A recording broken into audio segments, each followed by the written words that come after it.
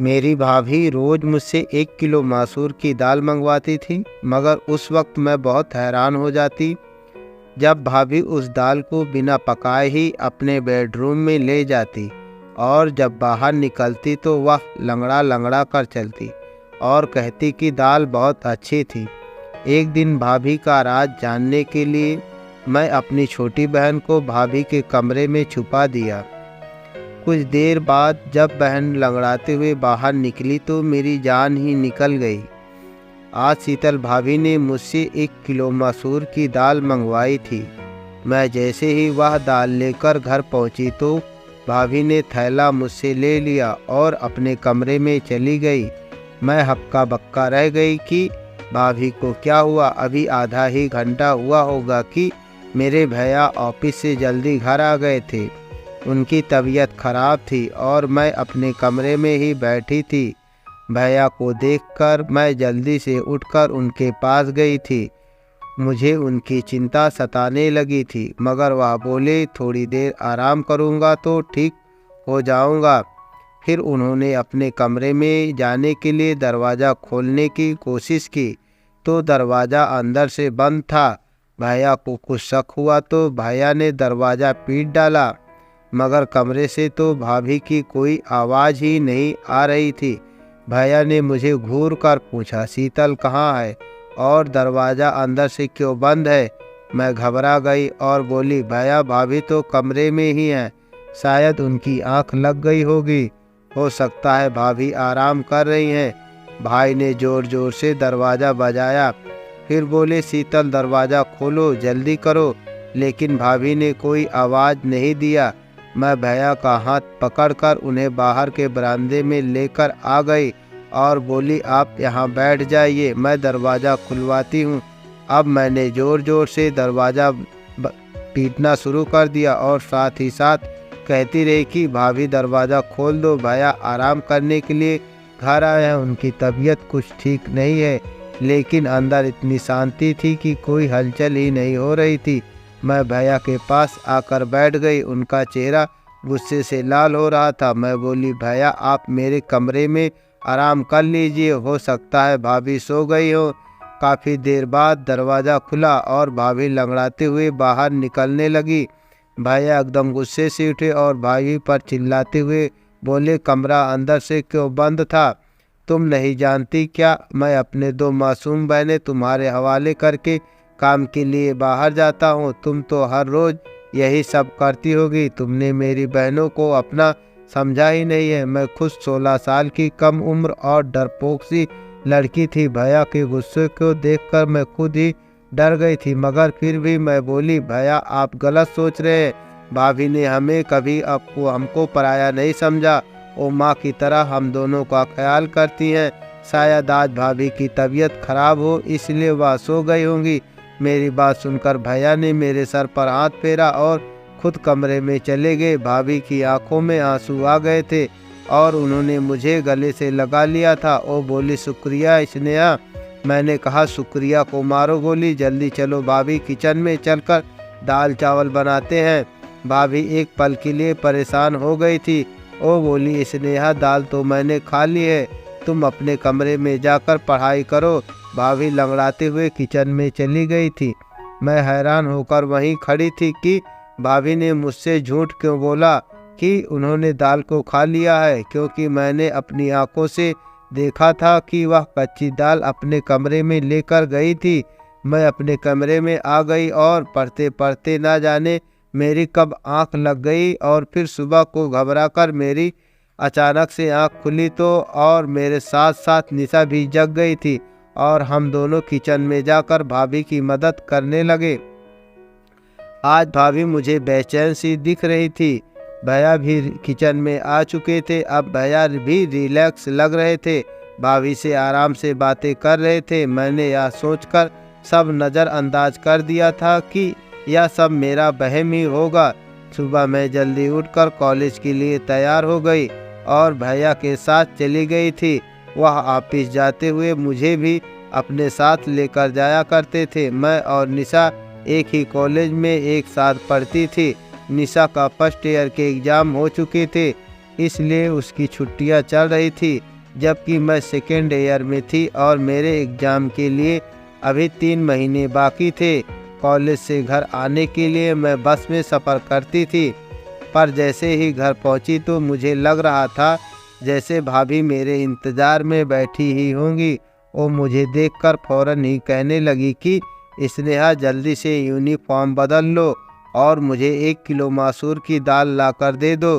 फिर भाभी अपने कमरे से पैसे लेने के लिए चली गई थी। भाभी की लंगड़ाहट खत्म हो चुकी थी। मैं जल्दी से मुंह हाथ धोकर भाभी के पास आ गई थी। शीतल भाभी से पैसे लेकर 1 किलो मसूर की दाल लेकर आ गई थी। आज मैंने भाभी को थैला पकड़ाते हुए कहा, भाभी आज प्लीज़ दाल चावल बना दीजिएगा। मेरी भाभी के चेहरे का रंग एक पल के लिए फीका पड़ गया था। फिर उन्होंने सिर हिला दिया और दाल अपने कमरे में लेकर चली गई। मुझे एकदम से अजीब सा लगा था कि ऐसा कैसे हो सकता है कि कच्ची दाल अपने कमरे में कौन लेकर जाता है। फिर मैं यही सब सोचते हुए अपने कमरे में आ गई थी और मैं पढ़ने लगी। शाम के वक्त भैया ऑफिस से घर आए तो मेरे और निशा के लिए खाने पीने का सामान लेकर आए थे।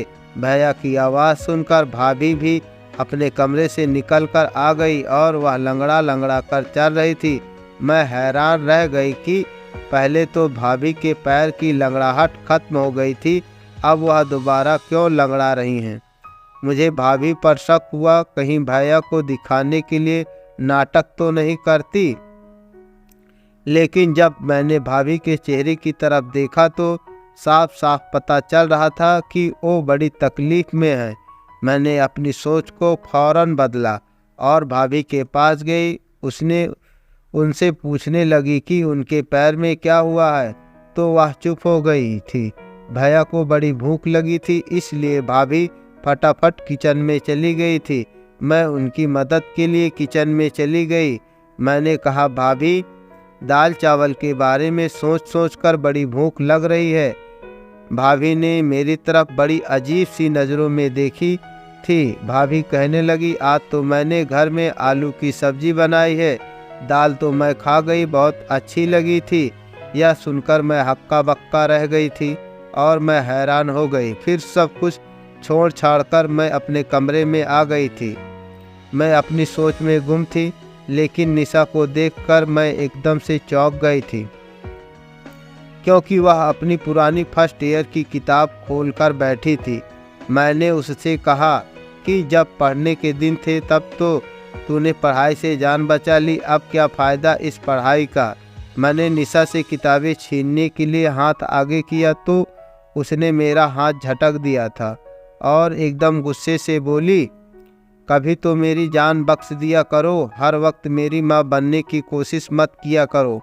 आप सिर्फ मुझसे 2 साल की बड़ी हैं, जो मेरे हर मामले में टांग लगाती फिरती हो। मुझे निशा से इस तरह के बर्ताव से बिल्कुल भी उम्मीद नहीं थी। निशा ने तो कभी मेरे साथ इस तरह की बात नहीं की थी। मैं उसे छोड़कर भैया के पास आकर बैठ गई थी। भैया मुझे पढ़ाई के बारे में पूछने लगे, जबकि मेरा सारा ध्यान भाभी के टांग पर था। वह भैया के सामने आने के लिए टाल रही थी और बहुत मुश्किल से कोशिश कर रही थी कि वो लंगड़ा कर न चले। भैया ने मुझे सोच में गुमसुम पाया तो परेशानी की वजह पूछने लगे। मैंने बिना कुछ सोचे समझे ही भैया को बता दिया कि निशा ने मेरे साथ बदतमीजी की है। भाई यह बात सुनकर हैरान हो गए थे।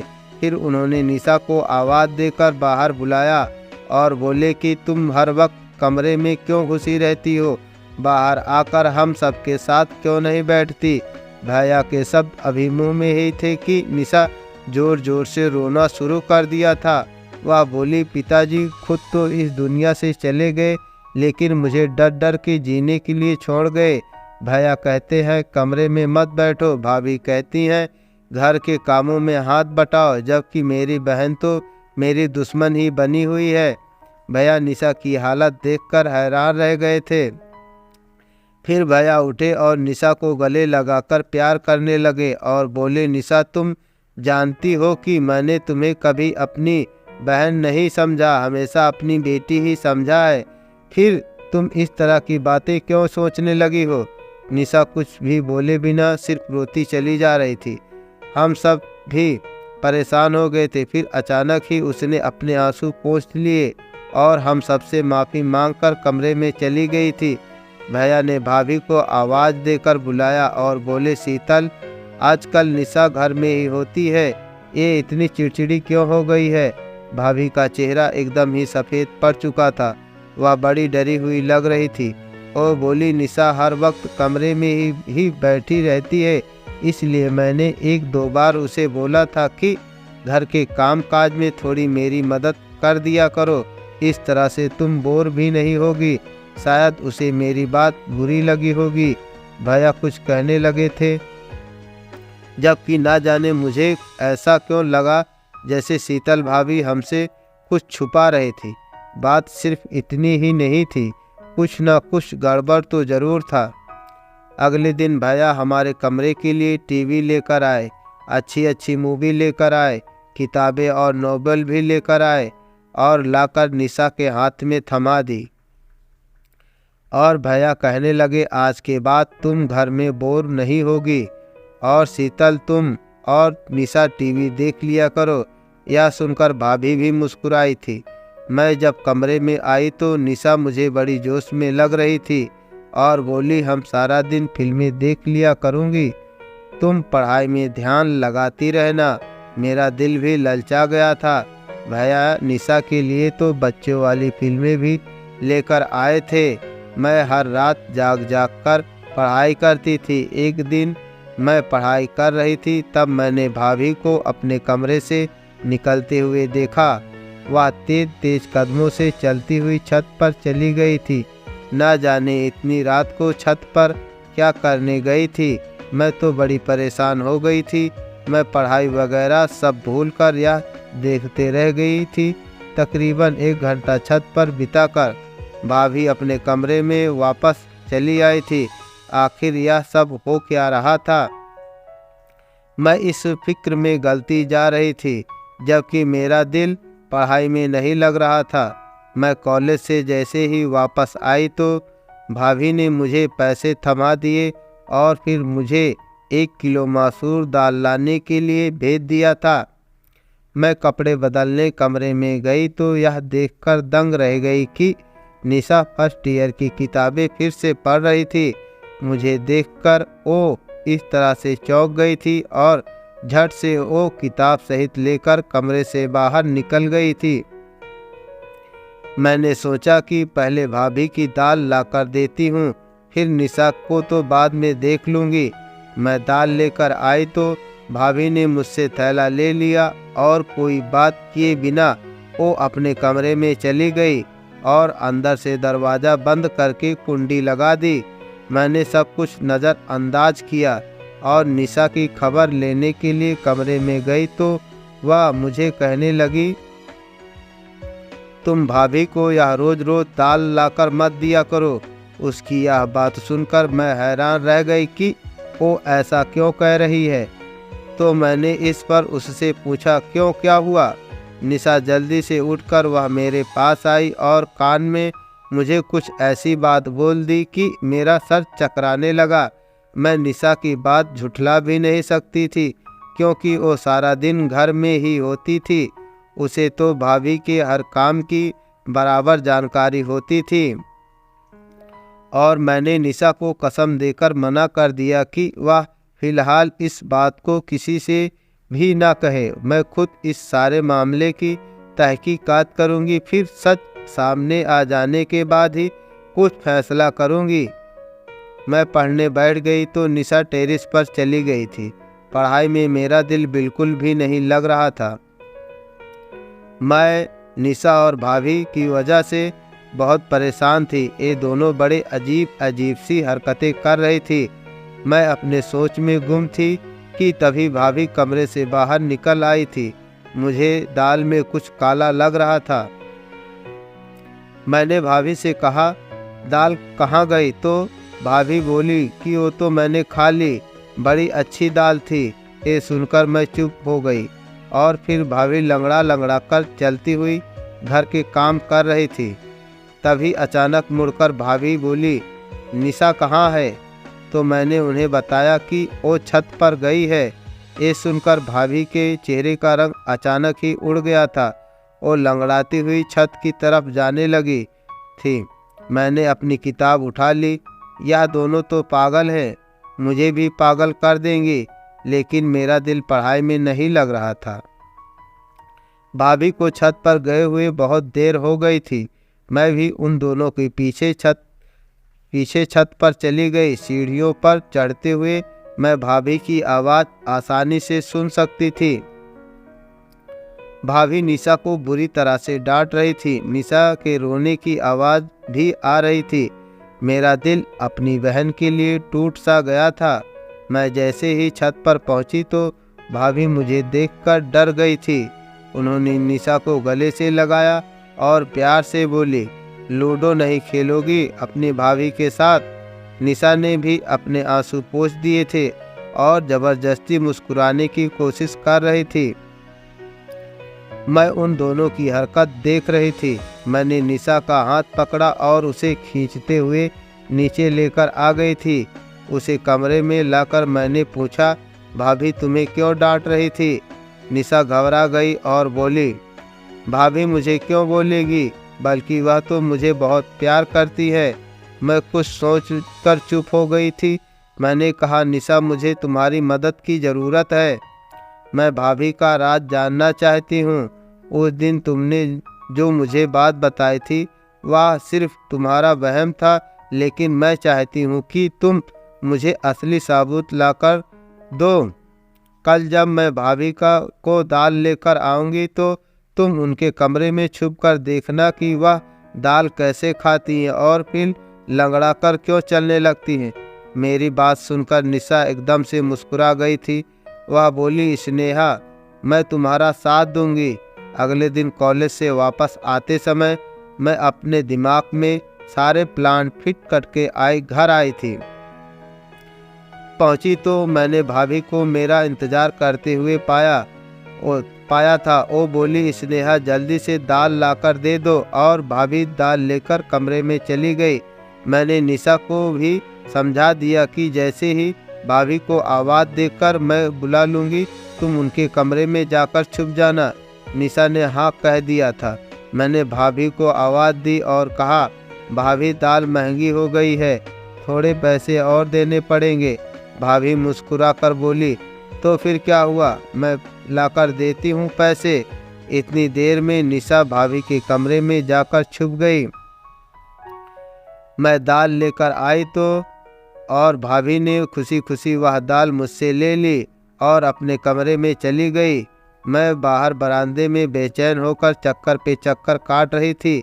1 घंटे बाद भाभी के कमरे का दरवाज़ा खुला और वह लंगड़ाती हुई कमरे से बाहर आई।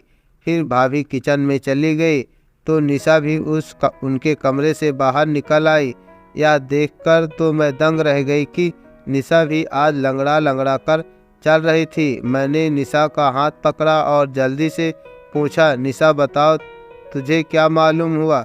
निशा बड़ी परेशान सी लग रही थी। ओ बोली, मैंने तुम्हें पहले ही बता दिया था कि भाभी हमसे छुप छुप कर घर से निकलती है मोहब्बत करने किसी और से, पर वो खिड़की बहुत छोटी है, उससे निकलते वक्त चोट लग जाती है, इसलिए भाभी लंगड़ा कर चलती हैं। मैं भी उस खिड़की से निकलकर भाभी का पीछे जाना चाहती थी, मगर इस चोट की वजह से मैं वापस आ गई। मैंने निशा को कसम दे दी कि वह भैया को इस बारे में कुछ भी न बताए। वह बोली, पागल तो मैं नहीं हूँ जो भाई का घर उजाड़ने की सोचूंगी। मैंने निशा को एक किताब दे दी और बोली कि तुम इसको पढ़ लेना। मैं उसका दिमाग दूसरी तरफ घुमाना चाहती थी, जबकि मैं खुद इस दुविधा में फंस गई थी कि भाभी के बारे में मैं भैया को कैसे बताऊं या फिर ना बताऊं। भाभी हमारे साथ तो बहुत अच्छे से रहती थी, मगर वह मेरे भैया के साथ बेवफाई कर रही थी। यही बातें सोचते सोचते मेरी आंख लग गई थी। ना जाने कितनी देर तक मैं सोई रही। जब भैया के चीखने चिल्लाने की आवाज़ आई तब मैं घबरा कर उठ बैठी थी। मेरी तो जान ही निकल गई। मैं भागती हुई बरामदे में गई तो मैंने भैया, भाभी और निशा को देखा तो मुझे लगा निशा ने भाभी की हकीकत भैया को बता दी, तभी तो गुस्सा कर रहे हैं। मुझे देखकर भैया बोले, स्नेहा, मैं तो तुम्हें बहुत होशियार समझता था, मगर तुम भी इन सबको नहीं संभाल पाई। भैया का इशारा निशा की तरफ था। मैं जल्दी से आगे बढ़ी और बोली, भैया हुआ क्या है? भाई की आंखों में आंसू आ गए थे। तुम निशा से यह पता करके बता दो कि छत पर कौन था जो इससे मिलने के लिए आया था। मैं एकदम से डर गई थी। मैंने जोर जोर से सिर हिला दिया था। मैं भैया से कहने लगी, भैया हमारी निशा ऐसी नहीं है, जरूर आपको कोई गलतफहमी हुई होगी। भाभी भी आगे बढ़कर बोली, सुनील, आप बिना सबूत के इतना गुस्सा ना करें, बच्ची है, सुधर जाएगी। भैया भाभी को घूर घूर कर देख रहे थे। वो बोले, मैंने शादी के पहले दिन ही तुम्हें बता दिया था कि यह दोनों लड़कियां सिर्फ मेरी बहन नहीं है, बल्कि मैं इन्हें अपनी बेटियां ही समझता हूँ और तुम माँ बनकर इनकी परवरिश करना। इस तरह से पालन पोषण किया है तुमने। मैंने निशा का हाथ पकड़ा और उसे अपने कमरे में ले गई थी। मैंने निशा से पूछा, तुम मुझे सब कुछ सच सच बता दो कि आखिर बात क्या हुई। वह रोती हुई कहने लगी कि भाभी चाहती हैं कि हम दोनों उनके पति का घर छोड़कर चली जाएं, इसलिए वह यह सब करके हमें हमारे भाई की नज़रों में गिराना चाहती हैं। मैं बोली, तुम फिक्र ना करो, हमारे लिए खड्डा खोदने वाले खुद ही उसमें गिर जाएंगे। अगले दिन मैं भैया के साथ कॉलेज जाने लगी तो भैया बड़े खामोश थे। उनकी आंखों में गुस्सा साफ दिख रहा था। मैंने भैया से कहा, भैया आज आप ऑफिस से जल्दी छुट्टी लेकर मुझे कॉलेज से लेने के लिए आ जाइएगा। मैं एक हकीकत आपके सामने रखना चाहती हूँ। भैया कुछ कहे ही बिना चले गए थे, मगर उनकी ये मेहरबानी थी कि वह मुझे लेने के लिए आ गए थे। मैंने उनसे कहा कि वो घर से बाहर ही रहे, जब तक मैं इशारा करके ना बुलाऊं तब तक ना आए। मैं जैसे ही घर गई, भाभी ने 1 किलो मसूर दाल का ऑर्डर दे दिया। थोड़ी देर बाद जब मैं दाल लेने बाहर निकली तो भैया आगे बढ़े और बोले, कहाँ जा रही हो? मैंने कहा, बस आप चुप रहे, आज हकीकत आपके सामने आ जाएगी। मैं दाल लेकर घर चली आई तो भाभी ने मेरे हाथ से दाल का थैला ले लिया और कमरे में चली गई। मुझे इसी वक्त का इंतज़ार था। मैं जल्दी से घर से बाहर आई और भैया को अपने साथ घर लेकर गई। मैंने कहा, भैया आप अपने कमरे का दरवाज़ा खोलिए। भैया के पास एक कटर था जिसके ज़रिए से उन्होंने कमरे का दरवाज़ा खोल दिया था। जब हम अंदर दाखिल हुए तो भाभी अंदर कमरे में नहीं थी। उनके कमरे की खुफिया खिड़की खुली हुई थी। भाई ने उस खिड़की से बाहर देखा तो उन्हें भाभी नजर आई। वो तेज तेज कदमों से चलती हुई कहीं जा रही थी। भैया भी उस खिड़की से कूद गए थे, जबकि मैं और निशा बड़ी मुश्किल से उस खिड़की से उतर पाए थे। हम तीनों भाभी का पीछा करते हुए दूर एक सुनसान सी जगह पर पहुंच गए थे। एक बाबा का घर था जहां लोग ताबीज बनाने के लिए आया करते थे। तेज तेज चलते हुए अचानक जब भाभी ने पीछे मुड़कर देखा तो हम तीनों को देखकर उनके चेहरे का रंग फीका पड़ चुका था। भैया आगे बढ़े, भाभी का हाथ पकड़कर उन्हें घर ले आए और भैया के तेवर बड़े खतरनाक हो चुके थे। वह भाभी से बोले, शीतल, आज मैंने अपनी आंखों से सब कुछ देख लिया है। झूठ बोलने का कोई मतलब नहीं है, मुझे सच सच बता दो। तब भाभी बोली, सुनील, भगवान जानता है मैंने आपकी इन दोनों बहनों को अपनी बेटियों की तरह ही समझा है, मगर इनकी वजह से आप मुझ पे शक करते हैं कि मैं इनका ख्याल नहीं रखती। इनकी वजह से आप मुझे 2 शब्द भी सुना देते हैं, तब मुझे यकीन हो गया था शायद आप मुझे प्यार नहीं करते। ऐसा लगता था कि जैसे आप किसी और से मोहब्बत करते हैं और मुझे तलाक दे देंगे। मैंने अपनी बड़ी बहन से इसके बारे में बात की तो वह कहने लगी, एक साधु बाबा है जिनका मंत्र बहुत शक्तिशाली है और उससे पति मुट्ठी में आ जाते हैं। इसलिए मैं आप सबसे छुपकर उनकी सभा में जाने लगी थी। साधु बाबा ने कहा था कि पूरे 30 दिन तक 1 किलो मसूर की दाल पर मंत्र का प्रयोग करना है और वही दाल नहर के किनारे फेंक देनी है। मुझे ये सब करते हुए पूरे 25 दिन हो चुके थे और आपके ऑफिस जाने के बाद इस मंत्र का पाठ करती थी, जिसकी वजह से निशा पर ध्यान न रख सकी। मुझसे चूक हो गई। निशा अपने ही इलाके के आवारा लड़के रवि से मोहब्बत कर बैठी और इस दरमियान चिट्ठी और खत का सिलसिला शुरू हो चुका था। मुझे निशा पर शक हुआ तो इसलिए मैं आधी रात को उठकर छत पर चली गई थी। तब मुझे रवि का खत नजर आया। उसमें निशा की बहुत तारीफ करी थी। मैंने वो खत निशा को दिखाते हुए कहा कि मैं तुम्हारी हकीकत तुम्हारे भैया को बता दूंगी, इसलिए समय के रहते सुधर जाओ। मगर निशा तो मुझे ही अपना दुश्मन समझने लगी थी। मैं ठान चुकी थी कि 30 दिन बाद यह मंत्र सिद्ध हो जाएगी और मेरी मन्नत भी। इसके बाद मैं निशा से सख्ती से पेश आऊँगी, मगर यह पूरा होने से पहले ही आप लोग मेरा राज जान चुके हैं। मैं आप सबसे माफ़ी चाहती हूँ कि मैं निशा का ख्याल नहीं रख पाई। मैंने निशा की तरफ देखा तो वह शर्म के मारे सिर झुकाकर खड़ी थी। भैया ने आगे बढ़कर निशा के सर पर हाथ रख दिया और बोले, बेटा, अगर रवि अच्छा लड़का होता तो मैं उसकी शादी तुम्हारे साथ खुद करवा देता, मगर वो बहुत बुरा इंसान है। इलाके की हर लड़कियों के ऊपर उसकी नज़र है। निशा रोने लगी और बोली, भैया, घर में सूनापन और अकेलापन था, इसकी वजह से मैं इस गलत राह पर चल बैठी, वरना मुझे रवि में कोई दिलचस्पी नहीं है। भैया मुस्कुरा दिए। उनके सर से भारी बोझ उतर गया था। आप भाभी को कुछ मत कहना, वह हमारी माँ जैसी है। भाभी रोते हुए हम दोनों बहनों के गले लग गई और एक बार फिर हमारे घर में प्यार का खुशनुमा माहौल बन चुका था।